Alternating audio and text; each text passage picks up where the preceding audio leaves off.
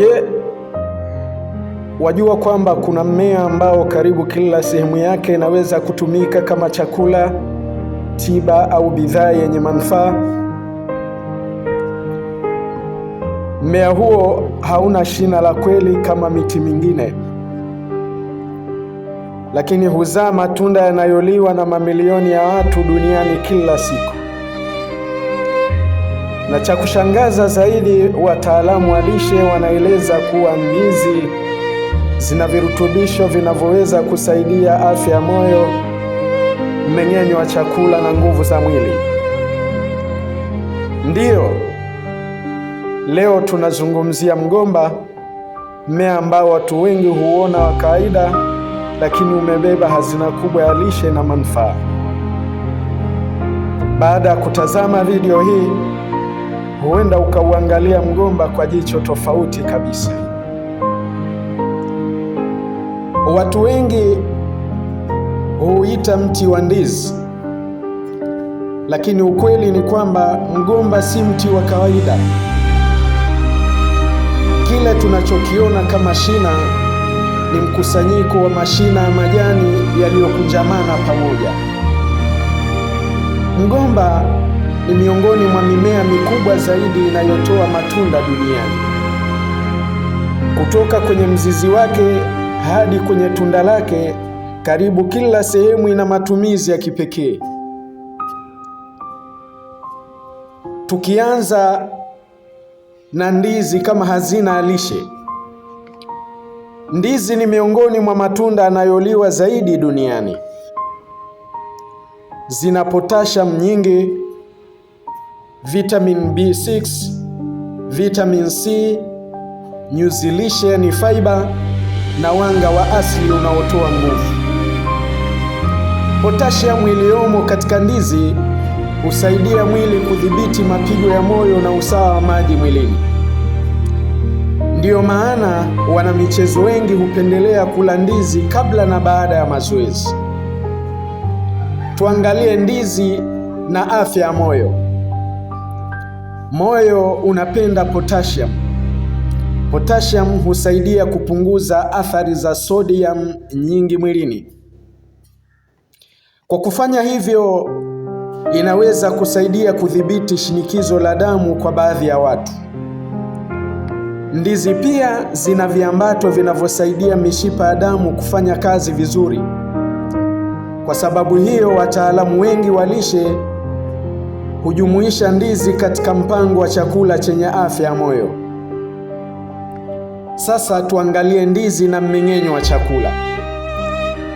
Je, huwa unasumbuliwa na choo kigumu? Nyuzi lishe zilizomo kwenye ndizi zinaweza kusaidia kuboresha harakati za utumbo. Ndizi mbivu husaidia mfumo wa mmeng'enyo kufanya kazi vizuri. Pia ndizi zina aina nyuzi zinazolisha bakteria wazuri waliomo tumboni. Bakteria hawa ni muhimu kwa afya ya utumbo na kinga ya mwili. Na sasa tuangalie ndizi katika kuongeza nguvu. Ndizi ni kama betri ya asili. Wanga wake huvunjwa taratibu na kuupa mwili nguvu kwa muda.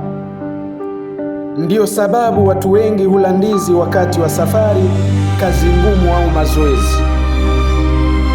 Badala ya kutegemea vinywaji vyenye sukari nyingi, ndizi zinaweza kuwa chanzo bora cha nguvu za asili. Sasa tuangazie kwenye majani ya mgomba. Katika maeneo mengi ya Afrika, majani ya mgomba hutumika kufungia chakula. Lakini je, unajua kwamba majani haya yana manufaa zaidi ya hapo? Majani ya mgomba husaidia kuhifadhi unyevunyevu wa chakula. Huongeza harufu nzuri wakati wa kupika na hayana kemikali za viwandani kama baadhi ya vifungashio. Katika baadhi ya tamaduni, majani haya hutumika kama sahani za asili ambazo ni rafiki kwa mazingira. Na sasa ni ua la mgomba.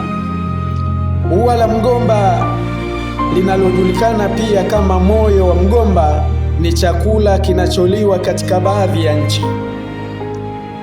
Tafiti mbalimbali zimeonyesha kuwa ua la mgomba lina nyuzi lishe, madini na viambato vya mimea vinavyoweza kusaidia afya kwa ujumla. Baadhi ya watu hulitumia kama mboga au kiungo katika mapishi mbalimbali. Sasa tuangalie shina la mgomba. Baada ya mgomba kuzaa, watu wengi hulikata shina lake na kulitelekeza. Lakini katika baadhi ya maeneo, sehemu za ndani za shina hutumika kama chakula. Shina hilo lina maji mengi na nyuzi lishe. Katika tiba za jadi limekuwa likitumika kwa madhumuni mbalimbali, ingawa matumizi ya kitabibu yanahitaji kuthibitishwa na wataalamu wa afya. Na sasa tuangalie maganda ya ndizi. Watu wengi hutupa maganda ya ndizi bila kujua thamani yake. Maganda haya yana madini mbalimbali na hutumika kutengeneza mbolea bora ya asili. Kwa wakulima, maganda ya ndizi yanaweza kuwa njia rahisi ya kurudisha virutubisho ardhini. Tahadhari: ingawa ndizi ni salama kwa watu wengi, si dawa ya kutibu magonjwa. Mtu mwenye ugonjwa wa figo au anayehitaji kudhibiti kiwango cha potassium mwilini anapaswa kushauriana na daktari kuhusu kiasi anachopaswa kula. Lishe bora ni ile yenye mchanganyiko wa vyakula mbalimbali. Hitimisho lenye tafakuri. Subhanallah. Kutoka kwenye tunda, ua, jani, shina hadi maganda yake, mgomba ni mfumo wa namna Allah alivyoumba viumbe vyenye manufaa makubwa kwa wanadamu. Kile ambacho wengi hukiona kama mmea wa kawaida kinaweza kuwa hazina ya chakula, afya na riziki. Mara nyingine miujiza ya uumbaji wa Allah haipo mbali nasi. Ipo kwenye bustani zetu, ipo mashambani mwetu, ipo kwenye mgomba tunaoupita kila siku bila kuutafakari. Je, wewe ulikuwa unajua manufaa yote haya ya mgomba? Andika maoni yako hapa chini. Shiriki video hii kwa wengine na usisahau kufuatilia kwa maudhui zaidi kuhusu lishe, tiba za asili na maajabu ya uumbaji wa Allah. Wassalamu alaikum wa rahmatullahi wa barakatuh.